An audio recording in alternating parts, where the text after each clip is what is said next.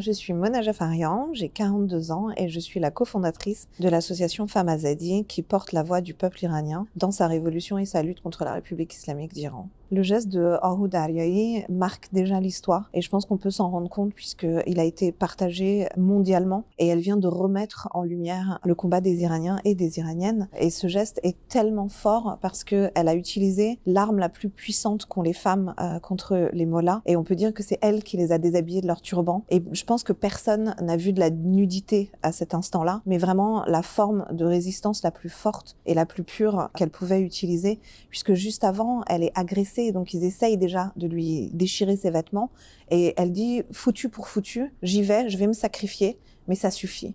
Et le fait de la voir nue, enfin en sous-vêtements, déambulée comme ça, et là je pense que cette image-là va rester dans les annales historiques.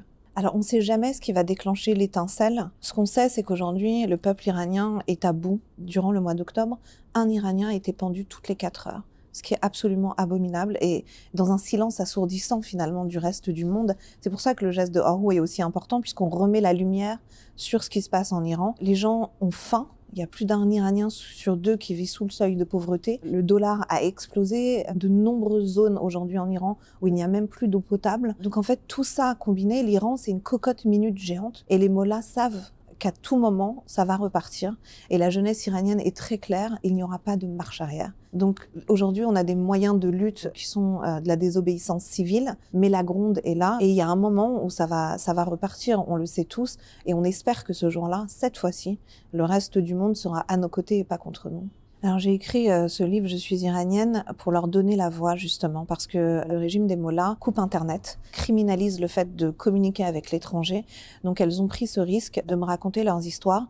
Et ce qui est absolument incroyable, c'est qu'elles viennent de milieux sociaux différents. Elles ont des carrières différentes, elles ont des vies différentes, des orientations sexuelles différentes. Et finalement, on voit qu'elles sont toutes animées par la même flamme, celle d'abord de faire tomber la République islamique d'Iran, mais surtout de se battre pour nos valeurs républicaines, pour la laïcité, pour la démocratie, la liberté d'expression, le savoir. Dans ce livre, elle ne raconte pas que les Iraniennes, elle raconte aussi les Iraniens à travers leurs frères, leurs pères, leurs conjoints. Et en fait, ça permet aussi aux gens de découvrir qui sont les Iraniens, quelle est notre culture, comment nous vivons, quel rapport nous avons vis-à-vis de la religion aussi. Et je pense que toute personne qui veut comprendre aujourd'hui ce qui est en train de se passer en Iran et à quel point le peuple n'a absolument rien à voir avec la République islamique, doit lire ce livre et surtout porter leur voix qu'on essaye à tout prix de silencier aujourd'hui.